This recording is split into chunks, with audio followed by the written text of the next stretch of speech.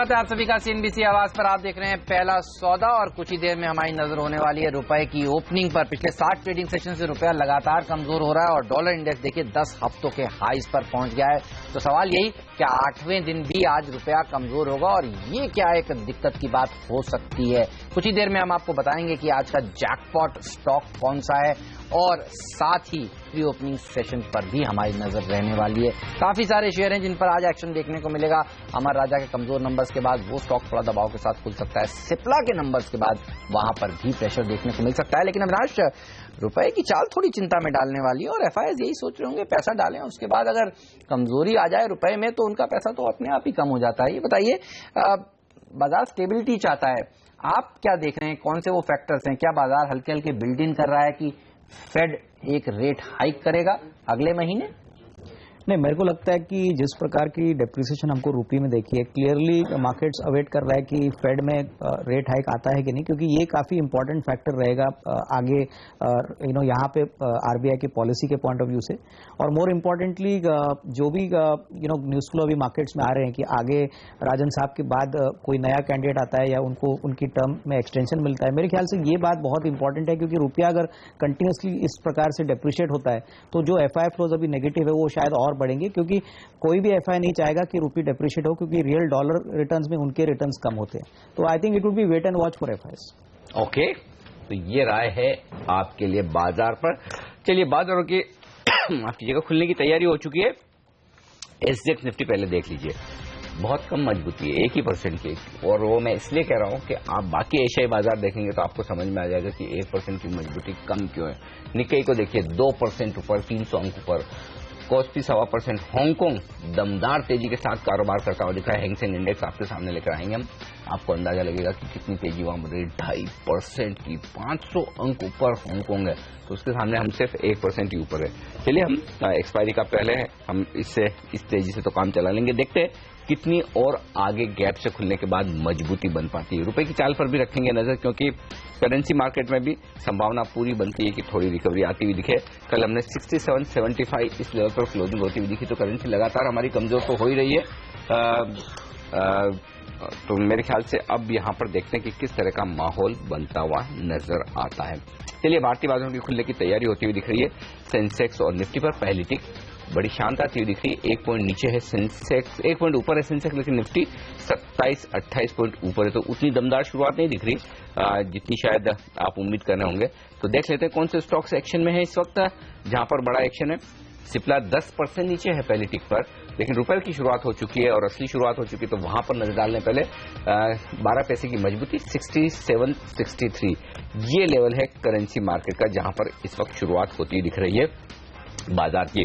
Mahindra and Mahindra 4% ऊपर, हिंडाल्को 2% ऊपर, ICICI bank में 2% के आसपास की तेजी बनती हुई दिख रही है। लेकिन आज सबसे ज्यादा नजर सिप्ला पर ही जाएगी, हम जिस तरह से 10% नीचे खुल रहा है। बिल्कुल, प्री ओपनिंग ट्रेड में सिप्ला काफी दबाव के साथ आज खुलने के संकेत दे रहा है। नजर रहेगी इस स्टॉक पे कितना खुलता है। और अनिल, ऐसा लगता है अगर सिप्ला कमजोर खुलेगा ना तो पूरे फार्मा सेक्टर का ये मूड खराब कर सकता है। डॉक्टर रेड्डीज भी देखिए यहीं से फ्यूज लेगा अब, और दूसरे फार्मा शेयरों में भी दबाव देखने को मिलेगा। तो एक तो पॉकेट हो गई जहां पर आज सबसे ज्यादा प्रेशर देखने को मिलने वाला है आज के अच्छे दिन में। लेकिन आप देखिए तेजी की साइड क्या खुल सकते हैं, उस पर भी नजर रखिए। एमएनएम में तेजी हो सकती है आज के दिन, हिंडाल्को और मेटल स्पेस पर भी नजर रखिए। देखिए ग्लोबली तेजी हुई है, और ग्लोबली जब तेजी होती है ग्लोबल मार्केट्स में तो यहाँ पर मेटल शेयरों के लिए दिन अच्छा होता है। आज का दिन इनके लिए अच्छा हो सकता है। हिंडाल्को के वैसे नंबर्स भी आने वाले हैं शनिवार को, अशोक लेलैंड के नतीजे आ जाने वाले हैं, अच्छे एक्सपेक्टेड हैं। बजाज ऑटो के नतीजे आने वाले हैं, अच्छे एक्सपेक्टेड हैं। और यहाँ पर देखिए 1.25% की तेजी हो सकती है। और आज सबसे बड़ा दिन होगा शायद टाटा स्टील के लिए, लेकिन बाजार बंद होने के बाद नतीजे आएंगे। तो यूके के एसेट्स अनिल कौन खरीदता है, किस भाव पर खरीदता है, और पेंशन लायबिलिटी की क्लैरिटी, ये सब आज इंपॉर्टेंस रखेंगी। और इसके ऊपर कल दरअसल हम रिएक्ट करने वाले हैं। तो देखना होगा आज टाटा स्टील उस बड़े इवेंट से पहले किस तरह का प्रदर्शन दिखाता है। बिल्कुल, तो ये है आज के लिए आपके लिए बड़ी चीजें जहां पर आपको नजर रखनी चाहिए। लेकिन नजर रखनी चाहिए उन 20 शेयरों पर जो हर रोज दिखाते हैं दमदार प्रदर्शन। जी हां, स्टॉक 2020 के टॉप 20 ट्रेडिंग आइडियाज। और देख लेते हैं आज का मैच कौन से हैं वो 20 बेहतरीन आज के बल्लेबाज और गेंदबाज।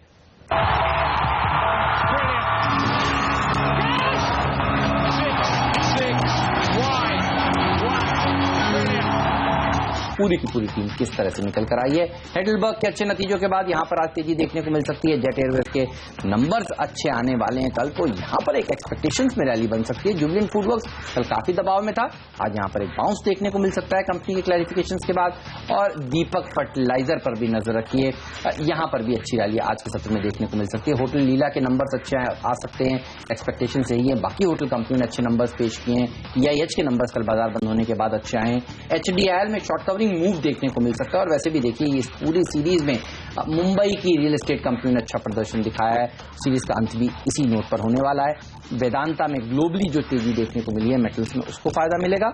और केशोराम से भी एक्सपेक्टेड यही है कि आज अच्छे नंबर्स पेश कर सकता है। इवन VIP से एक्सपेक्टेशन यही बनी हुई है। तो इन दोनों ही शेयरों पर नजर रखिए। आज का दिन इंपॉर्टेंट हो सकता है फ्रीड के तौर पर। SJVN को इसलिए टीम में शामिल किया है क्योंकि आप देखिए मॉनसून का जो फोरकास्ट है वो स्काईमेट ने और ऊपर की तरफ रिवाइज किया है। और मॉनसून के आने के आसपास इन स्टॉक्स में ज्यादा तेजी देखने को मिल सकती है। फर्टिलाइजर्स में हो चुकी है तेजी, अब हाइड्रो पावर कंपनियों की बारी लगती है। फटाफट से 10 के 10 शेयर हमारे देखे टीम में, और इसमें हमने पहला शेयर HOEC उतारा है क्योंकि एक तो कच्चा तेल साल के उच्चतम स्तरों पर पहुंचा, इसका फायदा है। और साथ ही सरकार आज छोटे छोटे ऑयल ब्लॉक्स का ऑक्शन करने जा रही है, इसके लिए बोली आज से शुरू हो जाएगी। तो HOEC का उसका बड़ा बेनिफिट होगा क्योंकि ये भी इसके अंदर पार्टिसिपेट करके ऑर्डर जीत सकता है। हिंडाल्को का बेनिफिट होगा एक तो शॉर्ट कवरिंग का, और दूसरा जैसे शनिवार को इसके रिजल्ट हैं, ठीक उससे पहले काफी हद तक का डेरिवेटिव एक्सपायरी के अंदर जो मोमेंटम है वो उसके फेवर में आता हुआ दिख सकता है।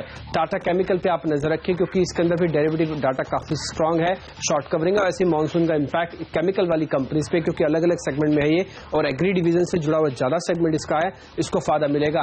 इसके अलावा MIC इलेक्ट्रॉनिक पे भी और रेलवे और अदर काउंटर्स पे भी आप नजर रख सकते हैं क्योंकि आप रेलवे ने मिनिस्ट्री ऑफ फाइनेंस से करीब 1,19,000 करोड़ रुपए मांगे हैं मॉडर्नाइजेशन सिग्नलिंग के लिए और अलग अलग काम के लिए। तो इसका फायदा सभी रेलवे काउंटर्स को मिल सकता है। ट्राइकॉन को बेनिफिट होगा, इसके रिजल्ट्स आने वाले हैं और रिजल्ट्स में इस बार कंपनी प्रॉफिट से लॉस से प्रॉफिट में आने वाली है। और साथ ही इसका एक्सपोर्ट में भी इसको काफी अच्छा बेनिफिट मिल रहा है करेंसी वीक होने की वजह से। डिपेंडेबल शेयर RCF है जिसके रिजल्ट्स भी आने हैं, लेकिन ठीक उससे पहले मॉनसून का बेनिफिट मिलेगा। जैन इरिगेशन को फायदा होगा। इसके अलावा पंजाब नेशनल बैंक पे भी आप नजर रखें, ये भी सभी मॉनसून से जुड़े हुए काउंटर्स हैं। श्री दिग्विजय सीमेंट के रिजल्ट्स अच्छे आए हैं और PI इंडस्ट्रीज के भी रिजल्ट्स अच्छे आए हैं। दोनों रिजल्ट्स की वजह से जुड़े हुए शेयर हैं। चलिए, तो ये तमाम ऐसे स्टॉक्स हैं जहां पर आज आपकी नजर होनी चाहिए इंट्रा डे के लिहाज से। यहां पर तेजी बन सकती है, सभी शेयर तेजी के कॉल्स थे आज के दिन। लेकिन सबसे ज्यादा अच्छा प्रदर्शन दिखा कौन सा स्टॉक सकता है? यहाँ जैकपॉट स्टॉक की जो ट्रैक रिकॉर्ड है वो ऐसा ही है। और आज हम जैकपॉट लेकर आए हैं फिर से। आशीष वर्मा हमारे साथ जुड़ चुके हैं, जानते हैं कौन सा शेयर उन्होंने आज चुना है।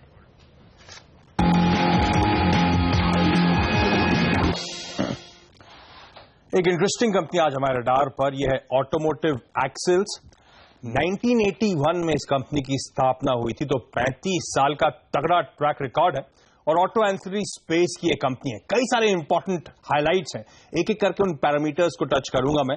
सबसे पहले प्रमोटर्स, ये कंपनी ध्यान रखें जाने माने पुणे के जो कल्याणी ग्रुप है और साथ साथ USA की मेरिटोर इंक के बीच में एक करार है जॉइंट वेंचर, जहां पे दोनों प्रमोटर्स का 71% स्टेक है इस कंपनी में।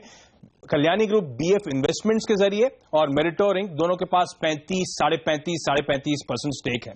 मेरिटोर ध्यान रखें US में लिस्टेड फॉर्च्यून 500 कंपनी है जो कि खास तौर पर ऑटोमोटिव कंपोनेंट्स बनाती है, मिलिट्री सप्लाईज के लिए, ट्रक्स के लिए, ट्रेलर्स के लिए। तो पहले तो इस कंपनी का पेरेंटेज बेहद स्ट्रांग है, बेहद स्ट्रांग पेडिग्री की कंपनी है। कारोबार पे आप नजर डालिए, ये कंपनी एक्सेल्स बनाने का काम करती है। तो primarily multi drive axles, non drive front steer axles बनाने का काम है और साथ साथ उसके ड्रम और डिस्क ब्रेक्स बनाती है। ये कंपनी दुनिया भर की और देश की जो इंपॉर्टेंट ट्रक्स और बसेस मैन्युफैक्चरर्स हैं उनको सप्लाई करने का काम करती है, यानी कि खास तौर पे कमर्शियल व्हीकल स्पेस पे कंपनी फोकस करती है। और इनफैक्ट इस देश की सबसे बड़ी रियर ड्राइव एक्सेल असेंबलीज की इंडिपेंडेंट मैन्युफैक्चरर है। इस कंपनी के 3 प्लांट्स हैं, कर्नाटका के मैसूर में, झारखंड के जमशेदपुर में और उत्तराखंड के पंतनगर में। ओवर द इयर्स बहुत इंप्रेसिव OEM की क्लाइंट लिस्ट है इस कंपनी के पास। Ashok Leyland, Tata motors, AMW, Daimler, Volvo India, SML Isuzu, Volvo Eicher commercial vehicles, vehicle factory Jabalpur, BML, MAN trucks, Mahindra trucks, CAT, Escorts, TIL, Sonalika, ये सब इस कंपनी के क्लाइंट्स हैं। यही नहीं, ये company USA, France, Italy, China, Brazil, Australia में एक्सपोर्ट्स करने का भी काम करती है। तो बेहद स्ट्रांग बिजनेस मॉडल है और खास तौर पर डोमेस्टिक स्पेस में उस सेगमेंट पे फोकस कर रही है सीवी के, जो इस समय बड़े स्वीट स्पॉट पे आपको नजर आएगा। तीसरा इंपॉर्टेंट पैरामीटर है फाइनेंशियल्स।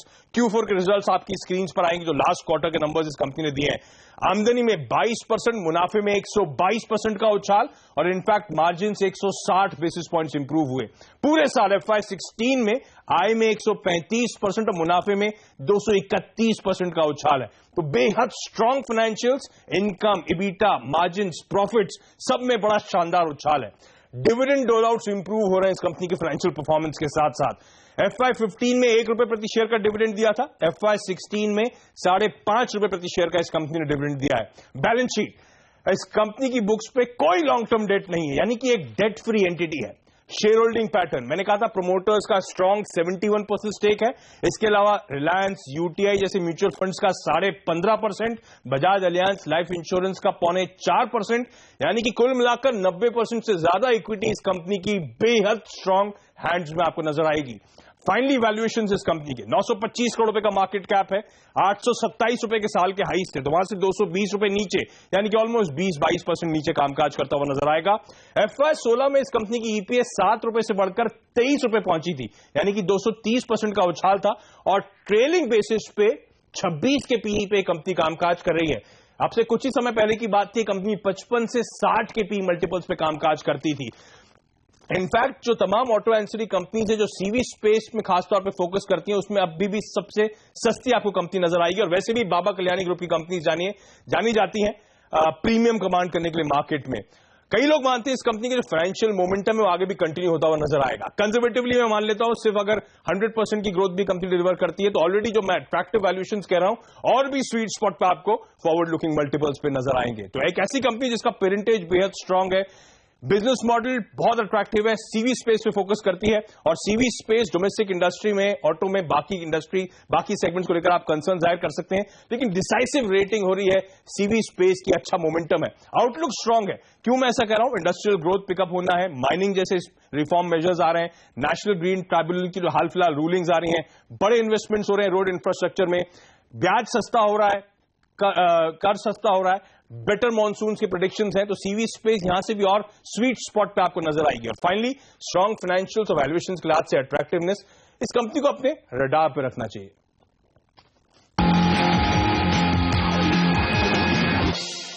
चलिए, तो ऑटोमोटिव एक्सेल्स ये है आज का जैकपॉट स्टॉक। 15% ऊपर खुलने के संकेत यहां से मिल रहे हैं। प्री ओपनिंग सेशन में लॉन्ग टर्म के लिए बेहतरीन काउंटर ये निकल कर आया है। इसके अलावा नजर रहेगी आज के दिन आप देखिए काफी सारी छोटी मझौली कंपनियों पर श्री दिग्विजय सीमेंट 13% मजबूती के साथ खुलने के संकेत दे रहा है। हेडलबर्ग सीमेंट, ये दो सीमेंट कंपनियों के नतीजे कल बाजार बंद होने के बाद आए हैं, ये भी मजबूती के साथ खुलने के संकेत दे रहा है। टेक महिंद्रा पर नजर रखिए, देखिए यहां पर एक अच्छी तेजी देखने को मिल सकती है। ब्रोकरेजेस के बड़े अपग्रेड्स के बाद अच्छे नंबर्स काफी समय के बाद देखने को मिले, 3% ऊपर ये शेयर। और नजर रखिए कई और कंपनियों पर, और मेरी नजर तो सबसे पहले है VRL लॉजिस्टिक्स पर। कल खुलते ही लोअर सर्किट लगा था, कोई रिलीफ का दिन आज नहीं है। अविनाश, मैनेजमेंट की कमेंट्री सुनकर लग रहा है बहुत लोग डिसअपॉइंट हुए हैं और यही लोग थे जिन्होंने IPO में बढ़ चढ़कर हिस्सा लिया था। मैनेजमेंट की कमेंट्री सुनकर ऐसा लग रहा है मैनेजमेंट को इनकी पड़ी नहीं है और आप देखिए ऐसा ही पनिश कर रहा है जो इन्वेस्टर्स हैं इस स्टॉक को। आज फिर लगता है कि लोअर सर्किट लगेगा दूसरे दिन 20% का। कैसे अप्रोच करेंगे आप? जिनके पास शेयर है, मौका है, निकल जाए। बिल्कुल, इनफैक्ट हेमंत, मैं समझता हूं कि पहला तो जिस प्रकार की मैनेजमेंट कमेंट्री आई है VRL मैनेजमेंट से, ऐसा लग रहा है कि इनको शेयर होल्डर्स की कोई बेसिक कंसर्न नहीं है और जब भी ऐसा कोई मैनेजमेंट करता है तो मार्केट्स ऐसे शेयरों को बहुत बुरी तरह से पिटाता है। आई थिंक अगर रीजनल एयरलाइन का प्लान 1400 करोड़ का है तो ये कोई डाउट नहीं है कि इसमें कंपनी एडिशनल डेट लेगी, थोड़ा सा और डाइल्यूशन करेगी। आई थिंक जो बिजनेस इन्होंने चुना है वो मेरे ख्याल से बहुत ही कॉम्पिटिटिव बिजनेस है, एग्जिस्टिंग प्लेयर्स भी कुछ ज्यादा पैसा नहीं कमा रहे, तो आई थिंक मेरे ख्याल से ये जो डाउनवर्ड सर्किट का मामला है शायद और थोड़े दिनों के लिए चलेगा और जिनके पास भी शेयर है मेरे ख्याल से जो भी टेबल पे मिल रहा है अभी वो मेरे ख्याल से निकलना चाहिए। निकल जाना चाहिए। पीआरएल लॉजिस्टिक्स से ये रहा हमारे एक्सपर्ट दे रहे हैं अनिल। रुचि सोया जहां पर सेबी का जो ऑर्डर आया है, देखिए वो शेयर भी 9-9.5% नीचे खुलेगा, देखना होगा कहीं यहां तो आज और दबाव ना बढ़ जाए। तो इस स्टॉक पर नजर रखिए। जीएसएफसी के नंबर्स एक्सपेक्टेड थे अच्छे आएंगे, लेकिन जो केमिकल डिवीजन ने खराब प्रदर्शन दिखाया, ये शेयर भी 7% नीचे खुलने की तैयारी में। और सिप्ला जैसा कि आप कह रहे थे कि 6-7% गिर सकता है, 3% तो प्री ओपनिंग सेशन में ये गिरना तय हो गया है। चलिए, तो सिप्ला पर कुछ ही देर में बात करेंगे हमारे एक्सपर्ट से भी। खुलने के बाद डॉक्टर रेड्डीज भी कमजोरी के साथ खुलने के संकेत दे रहा है। हमारा राजा बैटरीज भी देखिए नंबर्स जो डिसअपॉइंटिंग आए हैं वहां से 3-3.5% नीचे ये शेयर भी खुलेगा। वालचंद नगर जैसे स्टॉक्स पर भी आज नजर साफ तौर पर रहने वाली है। लेकिन EIH एसोसिएट्स देखिए नंबर्स अच्छे आए हैं होटल कंपनियों के, ये शेयर मजबूती के साथ आज खुलता हुआ दिख रहा है। साथ ही टेक महिंद्रा भी 4% मजबूती के साथ खुलेगा, इस तरह के संकेत आते हुए। बिल्कुल, तो ये तमाम स्टॉक्स हैं जो आज एक्शन में है। नतीजों के दम पर श्रेयांश इंडस्ट्रीज एक और स्टॉक 15% की मजबूती दिखाता हुआ नजर आ रहा है। श्री दिग्विजय सीमेंट 13% मजबूत है। तो अच्छे नतीजों के दम पर काफी शेयर हैं जो बड़ी उछाल दिखाने के लिए तैयार है। टाटा ग्लोबल 1% ऊपर आपको नजर आएगा। लेकिन जीएसएफसी इस स्टॉक पर भी चार्ट पर राय ली जाए 7% कमजोर है प्री ओपनिंग सेशन में खराब नतीजों के बाद। ये बताएं किरण की क्या लेवल्स अहम है इसके लिए? 74 रुपए के आसपास खुलने के संकेत आ रहे हैं। अगर 74 रुपए खुलता है तो सपोर्ट टूटते नजर आएंगे। सपोर्ट 77-78 ये लेवल्स है। कल भी हमने देखा था एक अच्छी उछाल देखी थी फर्स्ट हाफ में, पर सेकंड हाफ में हमने इस स्टॉक में बहुत ज्यादा बिकवाली दिखाई दी। तो मेरा मानना है कि थोड़ी सी वीकनेस और गहरा सकती है और हम इवेंचुअली ये स्टॉक सेटल करता है नजर आएगा करीबन 70 के करीब। तो 70 के करीब सेटल होना चाहिए ऐसा अनुमान है। देखना चाहिए कि 70 पे होल्ड करता है कि नहीं करता है, पर चार्ट पैटर्न बहुत कुछ अच्छा नहीं दिखाई दे रहा है अभी। ओके, तो ये है राय जीएसएफसी के स्टॉक पर। चार्ट पैटर्न्स खराब होते हुए दिख रहे हैं, 7% आज नीचे। और अमरा राजा बैटरी के चार्ट्स भी देखकर फटाफट बताएं अब नेक्स्ट सपोर्ट कहां है, क्योंकि 5% नीचे खुलने के संकेत इससे भी आते दिख रहे हैं, वो भी तब जबकि पिछले 2 दिनों में काफी तेजी से गिरा है। बहुत तेजी से गिरा है अनिल जी, और पिछले 2 दिन में वॉल्यूम भी बहुत ज्यादा अच्छा है। तो शायद पहले ही मालूम था लोगों को कि नतीजे खराब आएंगे। तो अभी देखना पड़ेगा 860 होल्ड करता है कि नहीं। 860 लास्ट स्विंग बॉटम है, तो अगर 860 होल्ड करता है तो वापस इधर से एक बाउंस बैक आने की उम्मीद जता रहा हूं, क्योंकि एक sell on news and buy on rumours ऐसी बात होगी अभी। ओके, तो ये है राय इन तमाम शेयरों पर। चलिए, भारतीय बाजारों के खुलने की तैयारी होती दिख रही है। रुपया इस बीच थोड़ा और बेहतर होता हुआ दिख रहा है, 18 पैसे के आसपास की मजबूती बनती हुई दिख रही है। तो एक अच्छी दमदार शुरुआत के लिए तैयार हो जाइए। 125 अंक ऊपर सेंसेक्स दिख रहा है प्री ओपनिंग सेशन में। निफ्टी 7800 के पार 60 अंकों की मजबूती के साथ। पहली टिक आपकी स्क्रीन पर सेंसेक्स और निफ्टी है।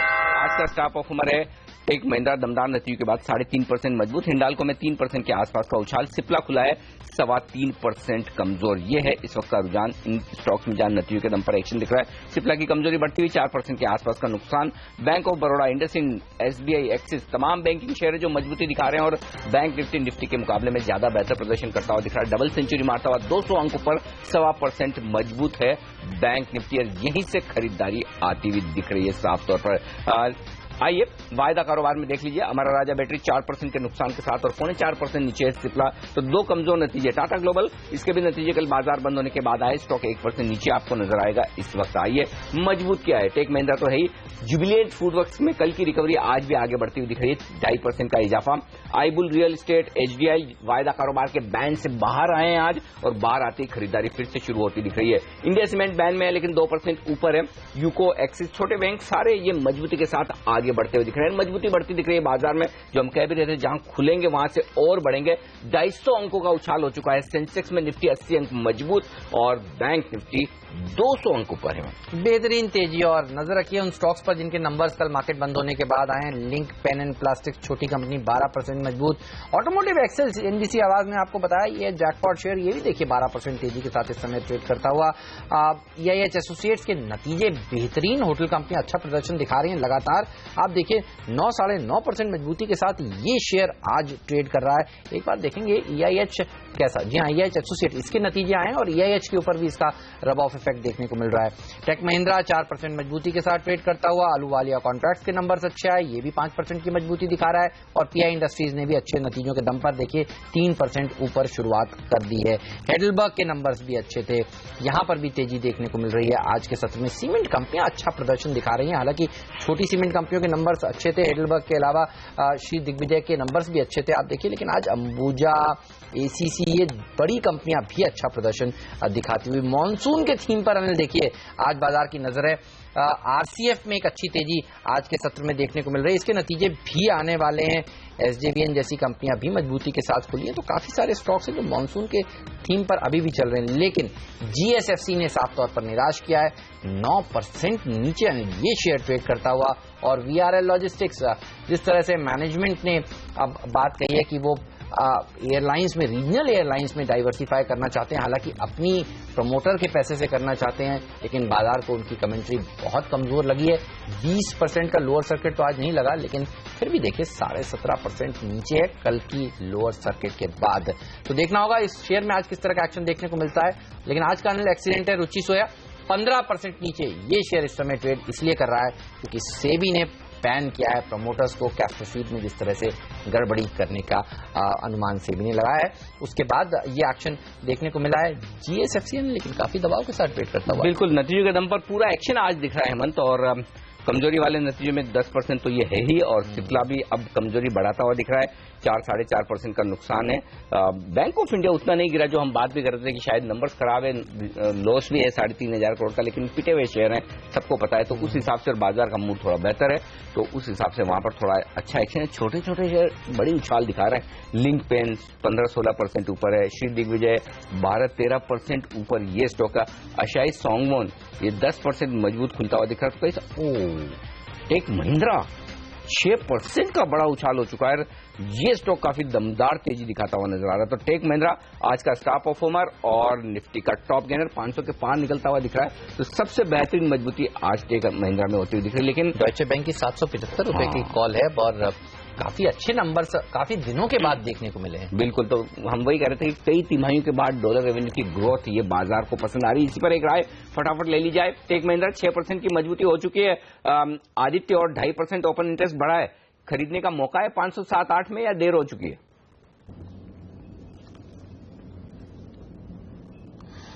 थोड़ा सा लेट हो गया, लेकिन अगर किसी को थोड़ा सा लंबी अवधि के हिसाब से लेना है तो बिल्कुल लेके चल सकते हैं। काफी टाइम के बाद स्टॉक ने एक ब्रेकआउट दिया है, 500 का काफी स्ट्रॉन्ग रेजिस्टेंस था, स्टॉक उसके ऊपर ही खुला और वहां पे कंटिन्यूसली बाइंग भी देखने को मिल रही है। तो यहाँ पे हमको लगता है कि 540 560 तक के लेवल टेक महिंद्रा में देखने को मिल सकते हैं। अभी भी किसी को लेना है तो लेके चल सकता है, थोड़ा सा बड़ा स्टॉप लॉस 480 के स्टॉप लॉस से होल्ड करिए और ऊपर में 540 560 के टारगेट रहेंगे। राइट, चलिए, तो टेक महिंद्रा पर आपकी नजर होनी चाहिए आज के दिन साफ तौर पर। इसके अलावा एफएनओ में आप देखिए कौन से स्टॉक सबसे अच्छा प्रदर्शन दिखा रहे हैं। आज फिर देखिए मुंबई की जो रियल एस्टेट कंपनियां हैं वहां तेजी देखने को मिल रही है। इंडिया बुल्स रियल एस्टेट करीब 4.25% ऊपर, HDIL में तेजी है, इवन यूनिटेक में भी तेजी है। तो हाईबीटा स्पेस आज काफी एक्टिव होती हुई नजर आ रही है। DLF भी 2% ऊपर आज खुला है। ये वो पूरा का पूरा पैक है जहां अच्छी तेजी देखने को मिल रही है। एफएनओ में 3 टॉप गेनर्स में 2 तो रियल एस्टेट शेयर हैं और तीसरा है टेक महिंद्रा का स्टॉक। तो इस पॉकेट पर आपकी नजर जरूर होनी चाहिए। लेकिन सिप्ला है सबसे बड़ा लूजर, जैसा कि हम आपको बता भी रहे थे, 4.5% नीचे ये शेयर कारोबार करता हुआ नजर आ रहा है इस समय। बिल्कुल, और कुछ स्टॉक्स जहां पर एक्शन बड़ा होता दिख रहा है वॉल्यूम के लिहाज से, वो मैं आपके सामने रख दूं। पहला तो है VRL लॉजिस्टिक्स, जो कल 20% के लोअर सर्किट पर था, आज 20% के लोअर सर्किट पर खुला है, लेकिन वहां से वॉल्यूम होता दिख रहा है। 1/4% हिस्सेदारी बदली है, कंपनी की 2 लाख शेयरों का कारोबार हुआ है। VRL लॉजिस्टिक्स में वॉल्यूम खुलकर अब स्टॉक ऊपर जाता हुआ दिख रहा है, लेकिन आप देखिए भारी भरकम वॉल्यूम NSE में 23-24 लाख शेयरों का कारोबार हो चुका है। तो ऐसा लग रहा है कि कहीं कहीं जो एग्रेसिव सेलर्स थे उनकी पोजीशन यहाँ पर निचले सर्किट पर खत्म होती हुई नजर आई। तो काफी भारी भरकम, और ये भारी भरकम वॉल्यूम हेमंत इसलिए भी इंटरेस्टिंग है, पिछले 10 दिनों का एवरेज वॉल्यूम है 1,80,000 शेयरों का एनएससी पर, और अभी देखिए सुबह सुबह 25 लाख शेयरों का कारोबार एनएससी पर हो चुका है। देखिए कुछ लोग सेलिंग को एब्जॉर्ब करने में तो ये स्टॉक का बड़ा एक्शन में दिख रहा है, और जो बड़ा सौदा हुआ है वो हुआ है बीएससी पर, और बीएससी पर एक्चुअली और प्रीमियम पर ट्रेड कर रहा है 270 रुपए के आसपास ये स्टॉक है। तो ये स्टॉक बड़े एक्शन में। दूसरा स्टॉक जो बड़े एक्शन में दिख रहा है वो है एसएल प्रोपेक। एसएल प्रोपेक में भी एक बड़ा ट्रेड होता हुआ दिख रहा है मेरी स्क्रीन पर। 0.35%, 1/3% हिस्सेदारी बदलती हुई दिख रही है कंपनी की एसएल प्रोपेक में। 5.5 लाख शेयरों का कारोबार बीएससी पर होता हुआ दिखा है। इस स्टॉक में भी बीएससी पर यह बड़ा कारोबार हुआ है 203 रुपए 50 पैसे पर। तो ये दोनों ही स्टॉक, इनके चार्ट्स पर एक बार राय ले ली जाए फटाफट। हमारे साथ किरण है। किरण, वीआरएल लॉजिस्टिक्स क्या मतलब एकदम वो हाई रिस्क वाले ट्रेडर्स के लिए कोई मौका है क्या इस वक्त खरीदने का, या फिर दूर ही रहे? और दूसरा एसएल प्रोपेक जहां पर बड़ा सौदा होता दिखा है। हाई रिस्क ट्रेडर्स के लिए Anil ji VRL logistics bye करने की सलाह होगी। बहुत नेगेटिव न्यूज आ चुकी है, और आज जैसे आपने कहा 2 मिनट पहले कि कैसे वॉल्यूम्स आ रहे हैं, तो इसके हिसाब से 258 के स्ट्रिक्ट स्टॉप लॉस के साथ ट्रेड इनिशिएट किया जा सकता है, और हम करीबन 274, 278 तक टारगेट्स आज देखने को मिल सकते हैं। और अगर इन लेवल्स के ऊपर कंसिस्टेंटली रहते हैं तो फिर 290, 295 के टारगेट्स भी देखने को मिल सकते हैं। एसएल की बात करें तो इसमें भी एक बहुत अच्छा ब्रेकआउट आया था करीबन 3 दिन पहले, जहां पे ब्रेकआउट लेवल था करीबन 190, उधर से करीबन 205 तक ये स्टॉक चला गया है। तो इन लेवल्स पे बाय करना थोड़ा सा मुश्किल होगा, पर करना चाहिए, क्योंकि थोड़ा सा इलिक्विड काउंटर है, भाव नीचे मिलेगा नहीं। तो अगर अभी खरीदी करते हो तो 198 का स्टॉप लॉस लगा के ट्रेड इनिशिएट किया जा सकता है। ऑल टाइम हाई लेवल्स दिखा रहा है, तो बिल्कुल मजबूती दिखाई दे रही है इस स्टॉक में। तो आप एक्सपेक्ट कर सकते हैं कि इधर से एक ओपन ब्लू स्काई जोन है, तो इधर से नो रेजिस्टेंस के चलते हुए ये स्टॉक बहुत अच्छा परफॉर्मेंस दिखाएगा। और इमीडिएट टारगेट यानी अगले 2 दिनों के टारगेट के लिए 215, 217 का लेवल्स देखने चाहिए। पर मेरा मानना है कि लॉन्ग टर्म के हिसाब से इस स्टॉक में निवेश करने की सलाह होगी। बेहतरीन रिटर्न इसने दिया भी है, और अच्छा प्रदर्शन यहां से दिखा सकता है। ये राय टेक्निकल चार्ट्स पर निकल कर आ रही है। लेकिन आप देखिए आज जी मीडिया, इसके नतीजे भी आए, अच्छे आए, और 14% मजबूती के साथ ये शेयर भी कारोबार करा। लेकिन आज बाजार का जो मूड सुधारा है ना, वो दरअसल बैंकिंग स्टॉक्स नहीं सुधारा है। आप देखिए, चाहे वो प्राइवेट सेक्टर के बैंक्स हों या फिर पीएसयू सेक्टर के बैंक्स हों, एक्सिस बैंक, आईसीआईसीआई बैंक, ये सब मजबूती के साथ ट्रेड कर रहे हैं। उधर बैंक ऑफ बड़ौदा, एसबीआई, यहां पर भी तेजी देखने को मिल रही है, और बैंक निफ्टी 245 अंक ऊपर इस समय ट्रेड करता हुआ 1.5% मजबूत है। और सिप्ला ये और कमजोर होता दिख रहा है 6% के आसपास। इस वक्त 466 का लेवल है, 460 के आसपास का सपोर्ट बताया था संदीप वागले ने शुरुआती कारोबार में। हम कह रहे थे कि 7-8% जितनी कमजोरी बनती, लगभग उतनी कमजोरी हो चुकी है। वो भी हेमंत तब है जबकि बाजार मजबूत है। 300 पॉइंट ऊपर सेंसेक्स है, और सिप्ला देखिए नीचे की तरफ खिसकता जा रहा है। लगातार यहां पर गिरावट का सिलसिला जारी है। एक बार इस पर भी क्विक चेक ले लेते हैं। आदित्य, ये बताइए, इस लेवल पर शॉर्ट करेंगे क्या? दिन के दौरान और नीचे खिसक सकता है क्या?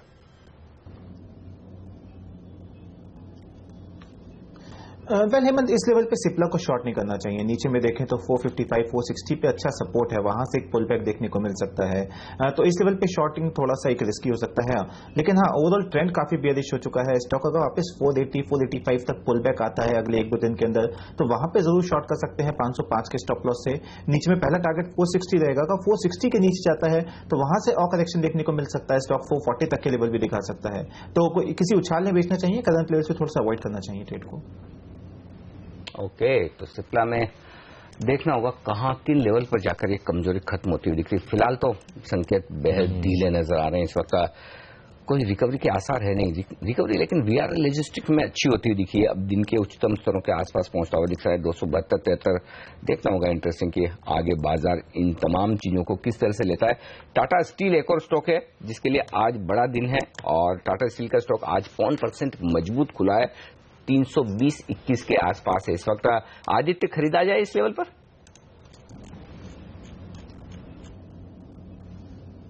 वेल मेटल सेक्टर में देखें तो कल लोअर लेवल्स पर हमने जरूर एक शॉर्ट कवरिंग आते हुए देखी थी, लेकिन अभी तक टाटा स्टील में पूरा चार्ट शॉर्ट टर्म में पॉजिटिव नहीं हुआ है।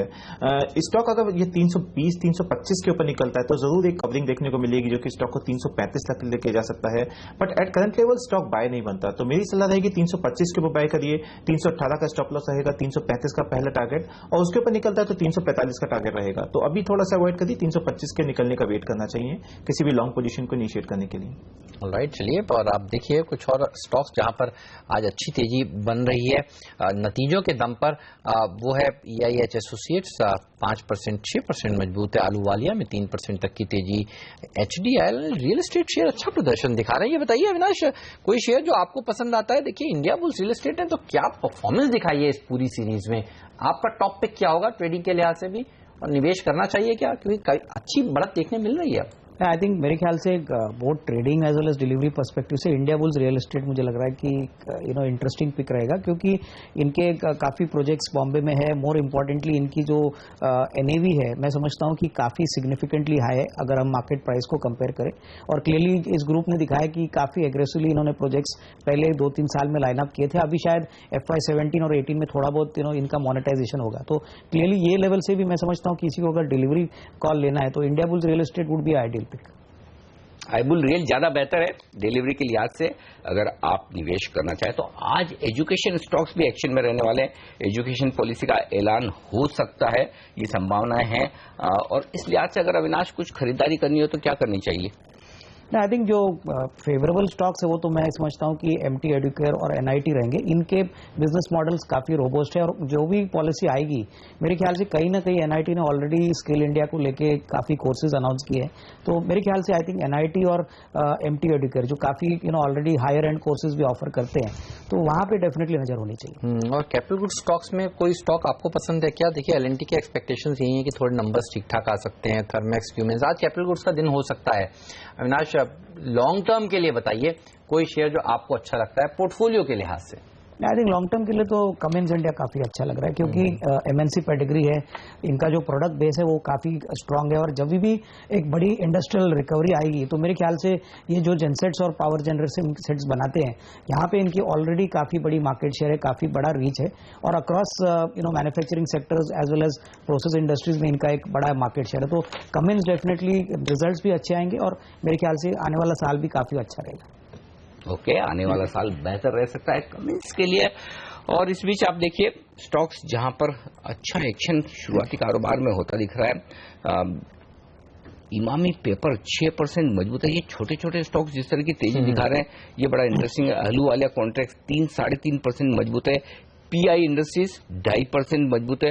अच्छे नतीजों के दम पर यहां पर एक्शन साफ तौर पर दिख रहा है। हिडलबर्ग में 1% के आसपास की मजबूती, उतनी तेजी नहीं बनी जितनी शायद बननी चाहिए थे अच्छे नंबर्स के दम पर, लेकिन ओवरऑल काफी बेहतरीन एक्शन। लेकिन आज का स्टार परफॉर्मर है टेक महिंद्रा, और आज का एक्सीडेंट है सिप्ला। ये मेरे ख्याल से डॉक्टर लुपिन सिप्ला, तीनों ही दिग्गजों में सब खराब। इस बार फार्मा कंपनियों ने चौथी तिमाही में बहुत निराश किया। देखिए एक्सपेक्टेशन वो खाड़ के भी खराब थे, एक्सपेक्टेशन भी थी कि नंबर्स कमजोर आएंगे, US FDA के आएंगे, लेकिन इतने कमजोर नंबर्स, क्योंकि नंबर्स आने के बाद भी अनिल देखिए ये रुकने का नाम नहीं ले रहे हैं और नीचे गिर रहे हैं। दिक्कत की बात एक्चुअली अविनाश में ये समझ रहा था कि ये 4-5 कंपनी, सिप्ला, लुपिन, सन फार्मा और ओबिंदो, ये सारी कंपनियां मिलकर अगर इस तरह का प्रदर्शन करेगी तो सेंसेक्स निफ्टी की अर्निंग कैसे बनेगी? नहीं, मेरे ख्याल से क्लियरली आने वाला क्वार्टर भी काफी चैलेंजिंग रहेगा। अगर आप वोकार्ट की बात करिए, लुपिन की बात करिए, क्लियरली सिप्ला की बात करिए, तो मुझे लग रहा है अर्निंग्स डेफिनेटली थोड़ा बहुत इंपैक्ट होगी। क्लियरली आई थिंक सिप्ला और वोकार्ट ऐसी कंपनीज में डेफिनेटली वॉल्यूम और मेरे ख्याल से जिस प्रकार का पहले इंस्टीट्यूशनल इंटरेस्ट है वो डेफिनेटली थोड़ा बहुत वेन हो सकता है, तो यहाँ से मेरे ख्याल से थोड़ी और डाउन साइड इन दोनों स्टॉक्स के लिए हो सकती है। पिछले 2 साल से देखिए कंसेंसस बायस थे, ये सब लोग ओवरवेट थे, और अब जिस तरह से नंबर्स आ रहे हैं डिसअपॉइंटमेंट हाथ लग रहा है, और इसीलिए यहाँ पर दबाव भी बड़ा देखने को मिल रहा है। वक्त है हमारे विशेषज्ञों से लेकिन इस समय विदा लेने का। अविनाश, आदित्य, किरण, आप सबका शुक्रिया समय निकालने के लिए और आज इस चर्चा में शामिल होने के लिए। बाजार देखिए करीब 250 अंक ऊपर ट्रेड करता हुआ 80-85 अंक की तेजी निफ्टी में भी देखने को मिल रही है। 7,800 के ऊपर टिकने में कामयाब, और सबसे खूबसूरत बात आज की बाजार की है एडवांस डिक्लाइन रेशियो। देखिए एक गिरने वाले शेयर के सामने 4 से ज्यादा बढ़ने वाले शेयर हैं, और आज मिड कैप इंडेक्स बहुत अच्छा प्रदर्शन नहीं दिखा रहा है सेंसेक्स और निफ्टी के मुकाबले, लेकिन फिर भी 0.5% मजबूत है। आज दिग्गजों में तेजी दरअसल देखने को मिल रही है। यस सिक्योरिटीज के सीईओ कपिल बाली साहब अब हमारे साथ इस चर्चा में जुड़ रहे हैं। बाली साहब, स्वागत है आपका सीएनबीसी आवाज पर। हम अपने एक्सपर्ट से कुछ देर पहले यही कह रहे थे कि अर्निंग्स में देखिए फार्मा कंपनियों ने बहुत डिसअपॉइंट किया है। आप जैसे दिग्गज एक्सपर्ट्स किस तरह से देख रहे हैं इस प्रदर्शन को, और क्या कॉल है, गिरावट में खरीदारी की या इस समय दूर रहेंगे? अगली तिमाही भी मुश्किल बनी रहने वाली है।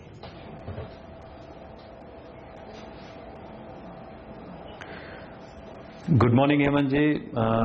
मेरे ख्याल से आज मार्केट जैसे परफॉर्म कर रही है, और वो भी आप अगर देखें एक्सपायरी से पहले, तो मेरे ख्याल से ये प्रूव हो गया है कि बुलिश मार्केट ही है इंडियन मार्केट्स, और काफ़ी समय से बुलिश ट्रेंड रहा है। और मेरा मानना शुरू से रहा है, थोड़े लोअर इंडेक्सेस पे भी रहा है कि बाइंग करते रहना चाहिए निवेशक को, और स्टैगर्ड बाइंग अप्रोच रखनी चाहिए। और वो मेरे ख्याल से इस लेवल पे भी मेरे ख्याल से मार्केट बहुत अच्छी पोजीशन है। हमारी Indian markets are position very well कि बाइंग का कोई उसमें कमी नहीं होनी चाहिए। जहां तक फार्मा का है सवाल, मैं फार्मा में थोड़ा हमेशा से पीछे रहा हूं, जब से ये रैंडम न्यूज की खबरें रहती हैं उसके अंदर। तो pharma I have to still get comfort कि ये रैंडम न्यूज वाला जो एकदम तलवार लटका रहता है वो हमारे पीछे है, but there is still something to see in this sector. Okay, तो फार्मा में ये दिक्कत वाली बात है, लेकिन क्या टेक महिंद्रा के नतीजे बादशाह साहब इतने मजबूत है कि स्टॉक 9% भाग जाए, या फिर बड़ा अंडर ओन्ड स्टॉक हो गया था, लोगों ने इसे खरीदना ही बंद कर दिया, फंड्स अपने पोर्टफोलियो में जगह नहीं देते थे, सबको इन्फोसिस चाहिए, तो अब यहां पर खरीदारी की होड़ लगी?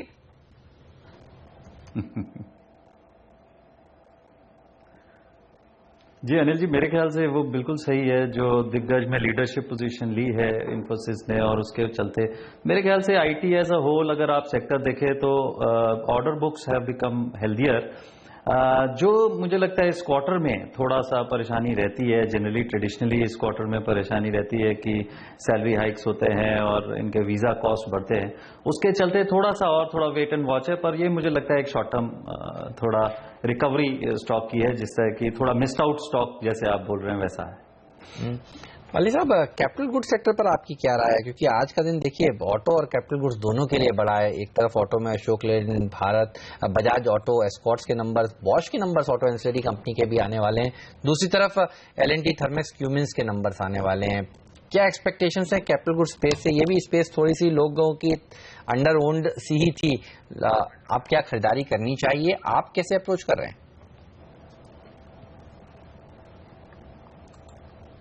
देखिए, कैपिटल गुड्स एक बहुत बढ़िया सेक्टर है, और इस मामले में हमें it has been a positive sector for us. Last 4-5 months थोड़ा सा इसके अंदर जो प्रॉब्लम्स आई हैं इस सेक्टर के अंदर, ग्रोथ ऑफ उसके अंदर टॉप लाइन जो प्रोडक्शन की है, बट उसके चलते भी मैं कहूँगा ये जो अर्ली समर वाला जो सेट इन हुआ है उसके चलते सेक्टर अच्छा रहना चाहिए। और ये सेक्टर का चलना एज पर इकोनॉमी, और हमारा जो मानना है कि consumption is going to come back post a good monsoon, if monsoon, तो ये वन ऑफ दो सेक्टर्स है जहां पे वी आर वेरी बुलिश।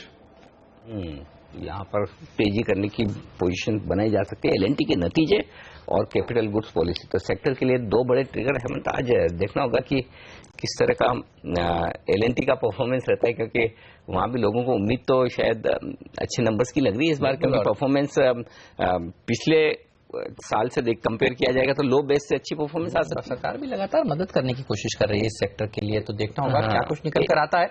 एक और चीज जो है इस सेक्टर में, भेल, सीमेंस, इन दोनों ने दमदार परफॉर्मेंस दी इस बार। भेल के जो प्रोविजनल नंबर्स थे वो अच्छे आए थे, भेल के जो असली नंबर वो अब आएंगे, कल आएंगे, लेकिन ये वो सेक्टर है जो सेक्टर ऑफ द डे रहने का दमखम भी रखता है अगर अच्छे नंबर्स आ जाते हैं।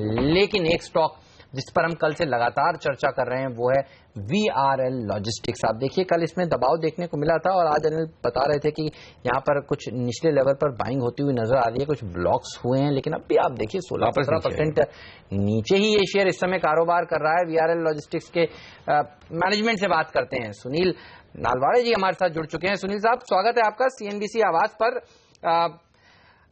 बाजार थोड़ा घबराया हुआ है आपके जो एक्सपेंशन प्लान्स हैं उसको लेकर, खास तौर पर एयरलाइन सेक्टर में जाने की बात और रीजनल स्पेस में जाने की बात, जहां कई दिग्गज एयरलाइंस इस समय कतरा रही हैं।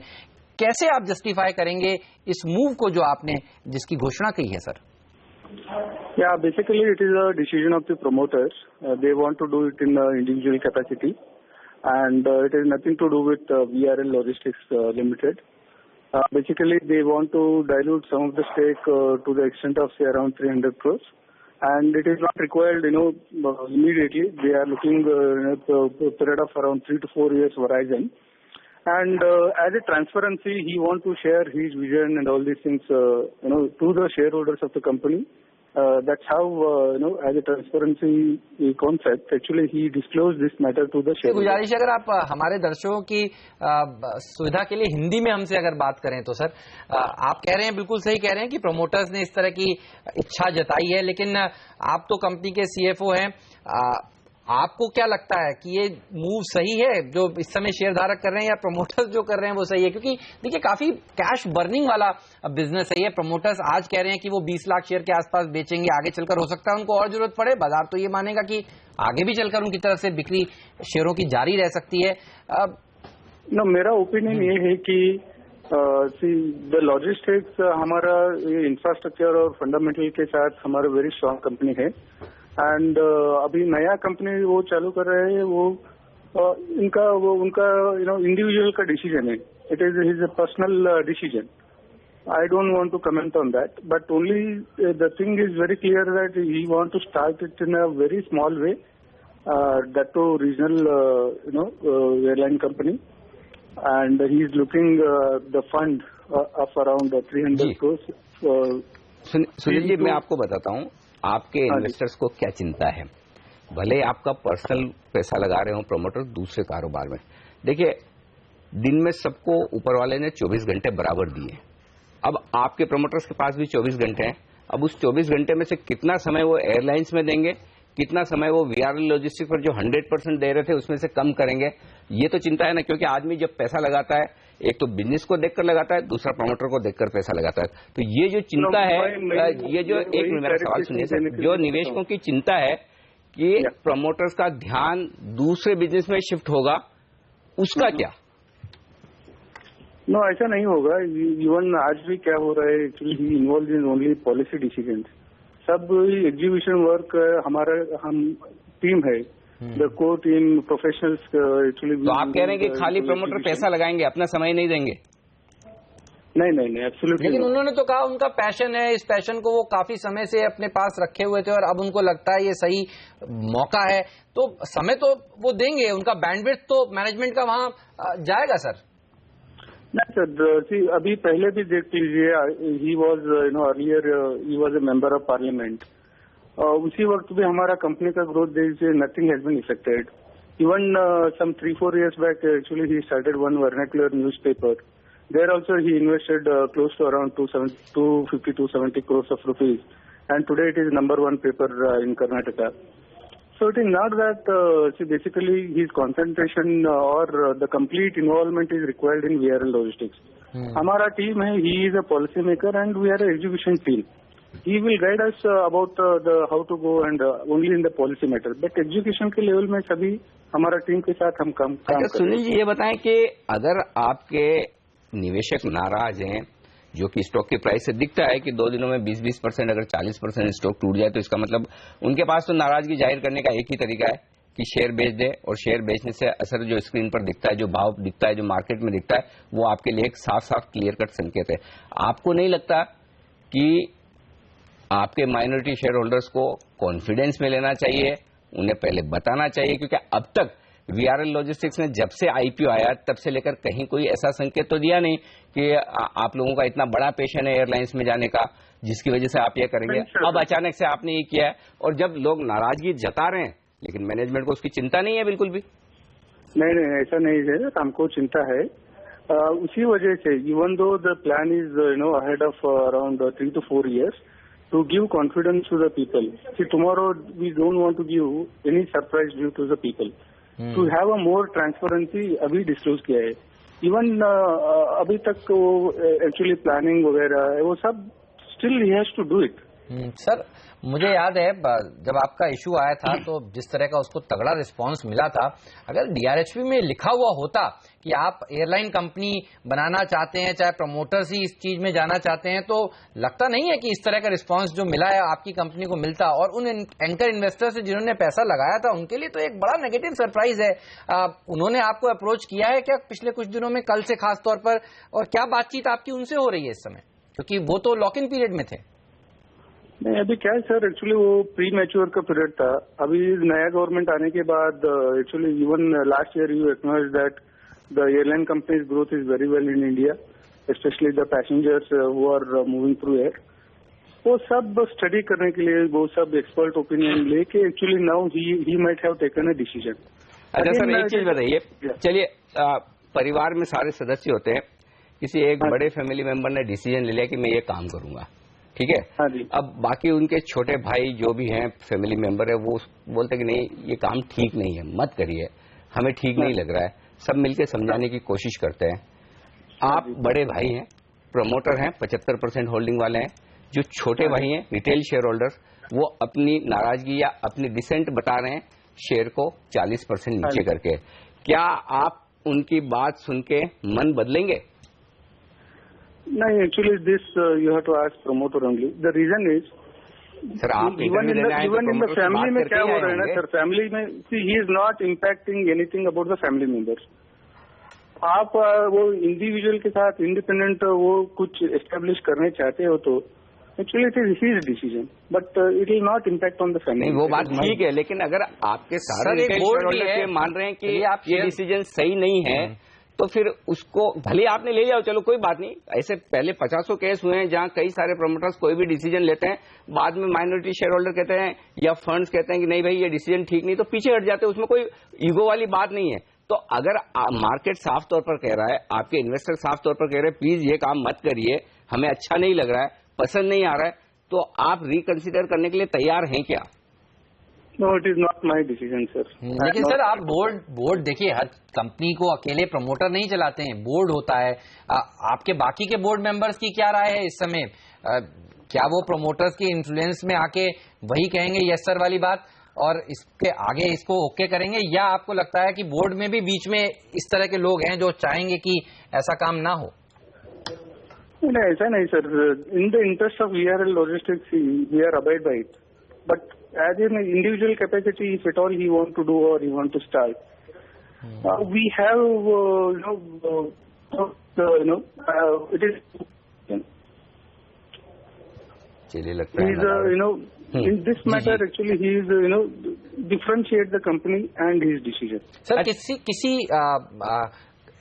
किसी ने आपको ये राय दी है कि इस काम में करना चाहिए, किसी अर्नस्ट एंड यंग ने, डेलॉयट ने, या ये कहीं से आपने इस तरह की राय ली है कि ये सेक्टर अच्छा? क्योंकि हमने जो इतिहास देखा है एयरलाइन कंपनियों का, आपको भी पता है, कई कंपनियां तो बंद हो गई, कई कंपनियां मुश्किल में आई, जो प्रमोटर्स कई बिजनेसेस में थे, मल्टीपल बिजनेसेस में थे, उसमें अगर ये वाला काम कोई करता है तो उसको दूसरे तरह से बाजार वैल्यू करता है। और जो प्रमोटर अगर हिस्सेदारी आप कह रहे हैं 300 करोड़ बेचेंगे, ये शेयर जिस हिसाब से गिर रहा है, आगे चलकर आपको हो सकता है 20 लाख नहीं ज्यादा शेयर भी बेचने पड़े और वो बाजार फिर में लिक्विडिटी बढ़ेगी। ये सारी चिंताएं क्या आपको नहीं सता रही? क्योंकि आप तो CFO हैं, आप ये सारी बातें समझते हैं सर। नहीं, I understood your point, but actually he is looking these fundings over a period of 3 to 4 years, and apart from that, basically about the company, we are very strong fundamentally. So I don't think so. Actually, we have to treat like this.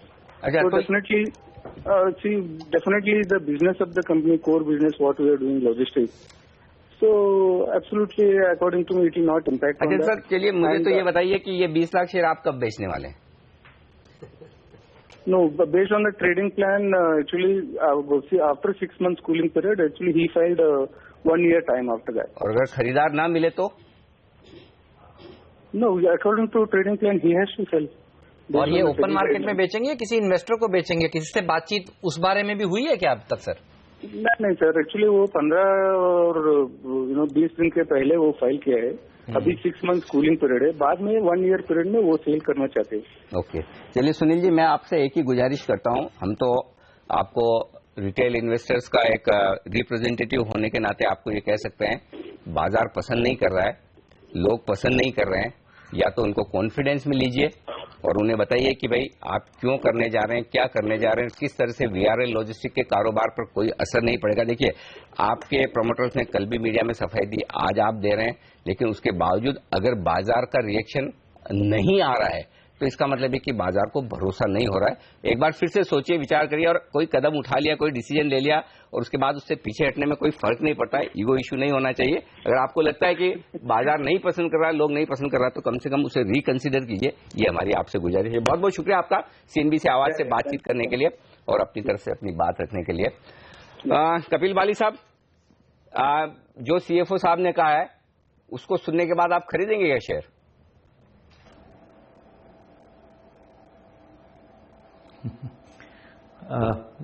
Anil ji, मेरा निजी investment तो नहीं है इसके अंदर और हमारे coverage में ये स्टॉक नहीं है, तो इसके लिए मैं I will not like to comment on this. चलिए, शुक्रिया सर आपका समय निकालने के लिए, सीएनबीसी आवाज पर आकर आज बाकी तमाम शेयरों पर अपनी राय देने के लिए। लेकिन एचडीएफसी सिक्योरिटीज के इंस्टीट्यूशनल रिसर्च के हेड दीपेन शेठ हमारे साथ जुड़ चुके हैं। और शेठ साहब, गुड मॉर्निंग। सवाल आपसे भी यही, क्या आप खरीदेंगे ये शेयर?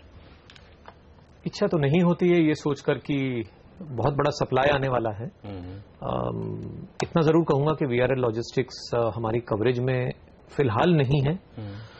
मैं ये भी कहूंगा कि हम सोच रहे थे इसे कवर करें क्योंकि लॉजिस्टिक्स में हमको अपना कवरेज बढ़ाना है जी।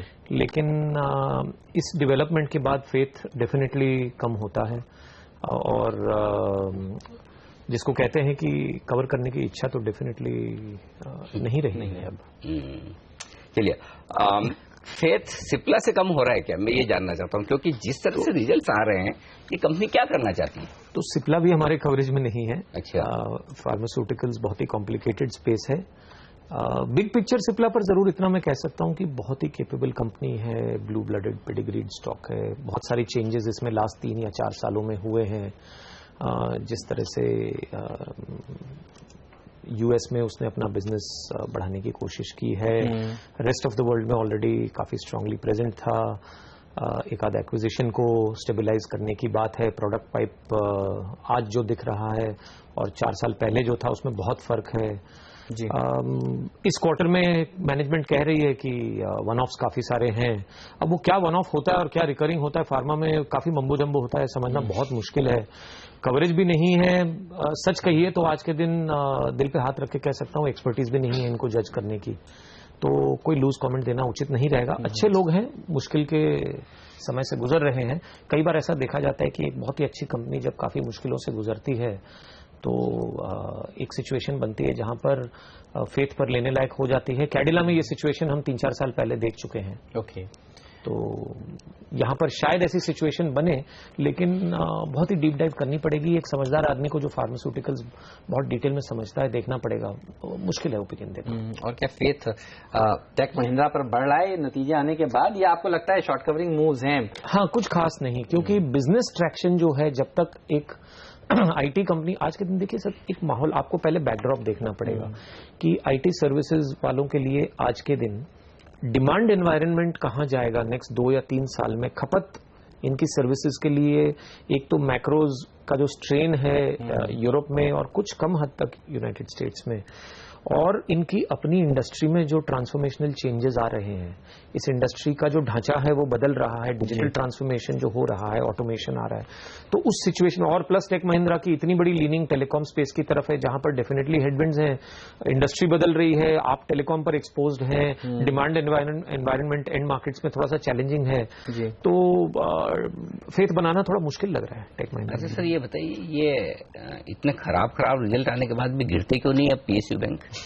बैंक ऑफ इंडिया को देखिए क्या हो रहा है, मतलब तो बैंक ऑफ इंडिया तो 3,500 करोड़ का लॉस और स्टॉक तो 0.5% ऊपर है। नहीं, तो शायद इतनी गिर चुकी है कि अब थोड़ी सी शॉर्ट कवरिंग आ रही हो। ये सब आप लोगों को समझने की बातें हैं, हम नहीं कह सकते इस बात पर। लेकिन नहीं, मैं इस हिसाब से पूछा हूं कि क्या वैल्यूएशन के हिसाब से ये सब आ गए क्या अंदर? बैंक ऑफ इंडिया स्पेसिफिकली मैं इतना कहूंगा, और ये क्रिटिसिज्म ही सही अगर आपको क्रिटिसिज्म लगता है, कि बैंक ऑफ इंडिया की मैनेजमेंट से अगर आप लास्ट 2 या 3 साल की ट्रैक रिकॉर्ड देखेंगे तो इनकंसिस्टेंट गाइडेंस आई है।